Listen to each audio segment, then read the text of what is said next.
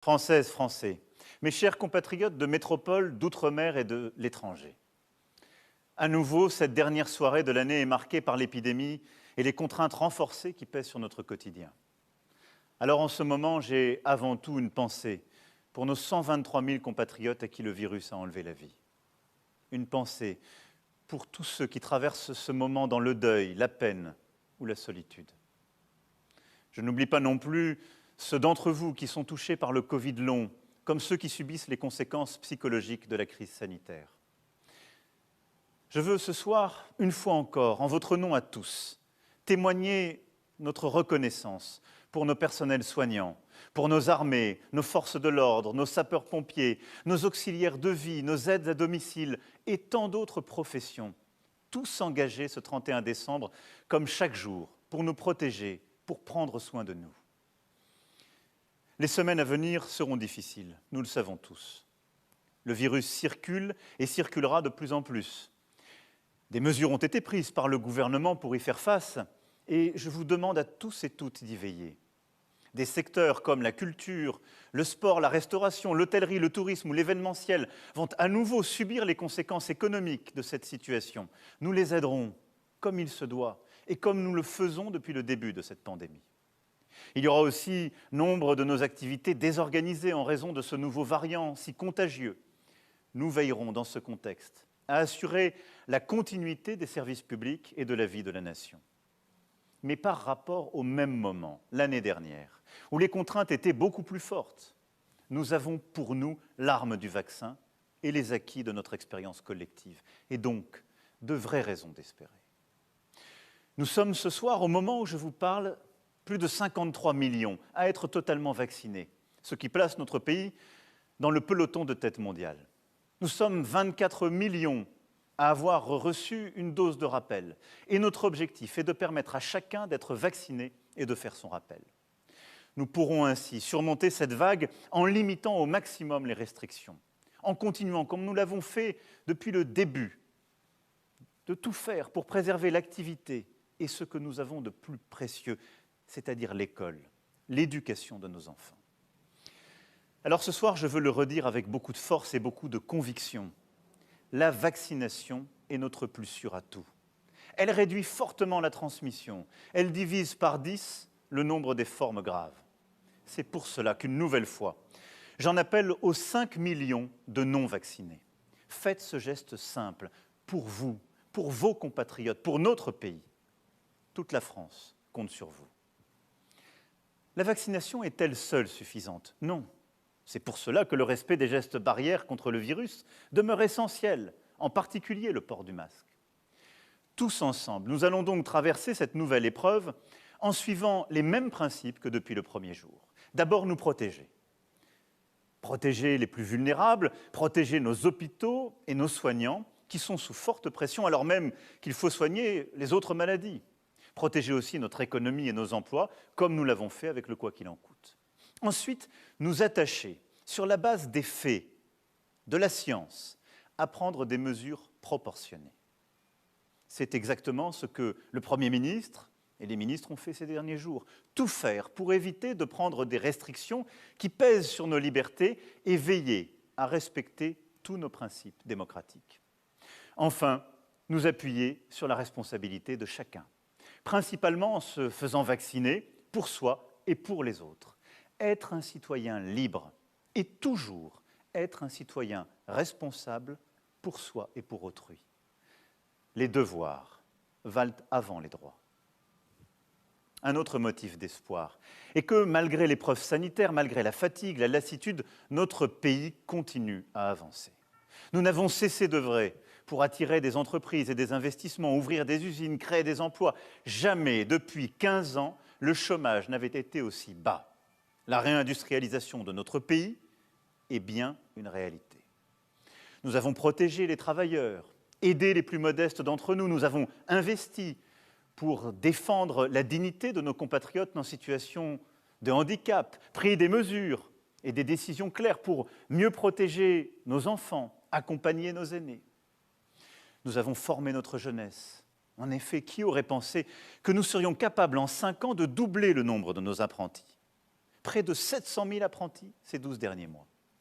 Que nous serions inventé un programme, un jeune, une solution qui a accompagné en 1 an et demi plus de 3 millions de Français vers l'emploi ou la formation. Là où nous aurions pu tout reporter, nous n'avons jamais renoncé à notre ambition collective. Le travail avec la réforme de l'assurance chômage, le contrat d'engagement jeune qui sera mis en œuvre au début du mois de mars prochain, le pouvoir d'achat avec l'indemnité inflation, le chèque énergie, l'augmentation des salaires des fonctionnaires les plus modestes, l'urgence écologique et climatique avec le renouvellement de notre parc automobile, le développement des énergies renouvelables, les rénovations thermiques des logements et au 1er janvier, la fin des emballages plastiques comme de nouvelles mesures inédites pour le bien-être de nos animaux. Notre agriculture, avec l'assurance récolte, la retraite minimale à 1 000 €, le déploiement de 2 000 maisons de France Service, le versement automatique des pensions alimentaires qui bénéficiera notamment aux mères seules, la gratuité de la contraception pour les femmes jusqu'à 25 ans et la réforme de l'État, de notre haute fonction publique, avec entre autres la création de l'Institut national du service public. Rien que ces dernières semaines et dans les prochains mois, des décisions dont on parlait parfois depuis des décennies, que je viens à la cavalcade ici d'essayer de rassembler, ont été prises et seront prises qui changeront la vie. La France, malgré les épreuves, est donc plus forte aujourd'hui qu'il y a 2 ans.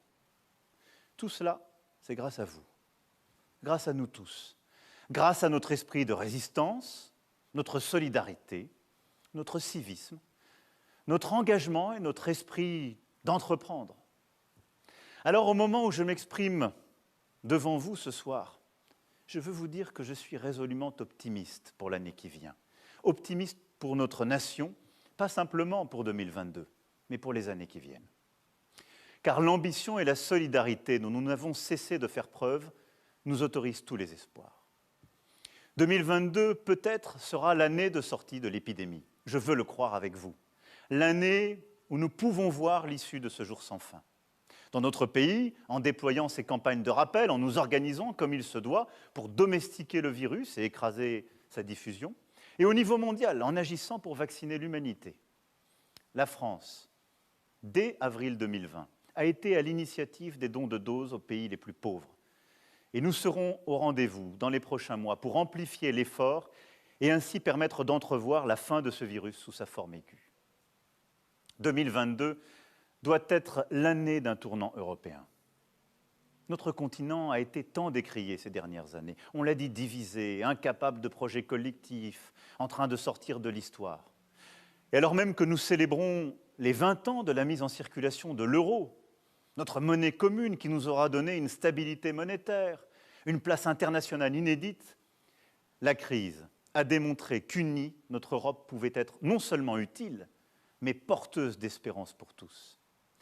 Sans l'Europe, nous n'aurions pas aujourd'hui de vaccins disponibles en nombre, y compris pour organiser des campagnes de rappel. Sans l'Europe, nous n'aurions pas pu bâtir partout à travers notre continent des plans de relance parmi les plus ambitieux au monde et connaître les résultats économiques, croissance, création d'emplois que nous connaissons. Alors, à partir de minuit, la France prendra la présidence de l'Union européenne. Et vous pouvez compter sur mon engagement total pour faire de ce moment, qui ne survient qu'une fois tous les 13 ans, un temps de progrès pour vous.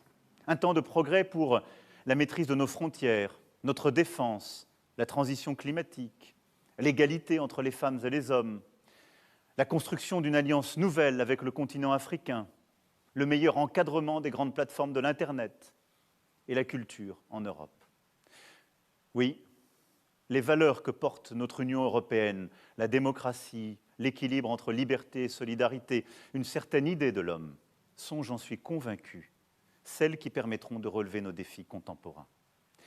Et notre Europe est bien le seul chemin par lequel la France sera plus forte face au fracas du monde et des grandes puissances. 2022 sera pour la France une année décisive, une année d'action, encore et toujours. Fort de votre confiance, j'agirai jusqu'au dernier jour du mandat pour lequel vous m'avez élu. Bien sûr, pour tenir le cap et prendre toutes les décisions nécessaires face à l'épidémie. Mais nous aurons aussi à préparer l'avenir en déployant le plan d'investissement France 2030 qui vise à la fois à faire de nous une nation forte sur les technologies du futur et à nous rendre plus indépendants.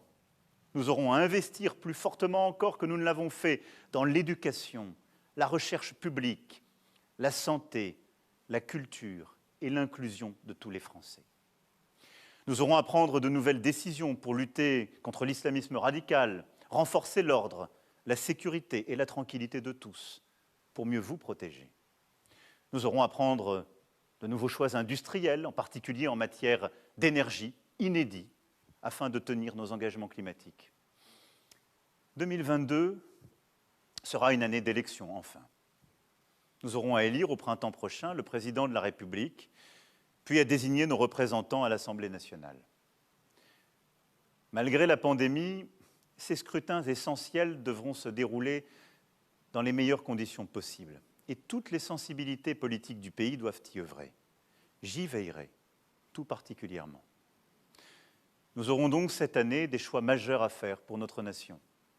Ces choix, nous les ferons avec la conviction que la France a un chemin singulier, unique à poursuivre. Nous les ferons, je le sais, en étant fidèles à l'esprit de résistance, l'esprit de tolérance et le choix de notre avenir commun qui nous ont toujours inspirés. Pour ma part, quelle que soit ma place et les circonstances, je continuerai à vous servir. Et de la France, notre patrie, nul ne saura déraciner mon cœur. Mes chers compatriotes, j'ai travaillé, et nous avons travaillé sans relâche depuis bientôt 5 ans, afin que la France soit écoutée et respectée en Europe et dans le concert des nations. Elle l'est. À faire progresser notre pays dans l'unité aussi, chemin bien difficile, car il est si aisé d'opposer les générations, les catégories sociales, les origines, les territoires, mais chemin nécessaire. Car lorsqu'il est rassemblé, rien ne peut résister au peuple français. En vous souhaitant ce soir une année pleine de bonheur et d'accomplissement personnel, je forme donc pour nous tous ce vœu. Continuons à respecter nos différences, à avoir confiance en ce que nous sommes, à regarder avec courage, audace et lucidité notre avenir pour agir. Décidons pour nous-mêmes d'être tout à la fois enracinés dans notre langue, notre culture, notre laïcité, et épris de liberté, d'universel, de créativité.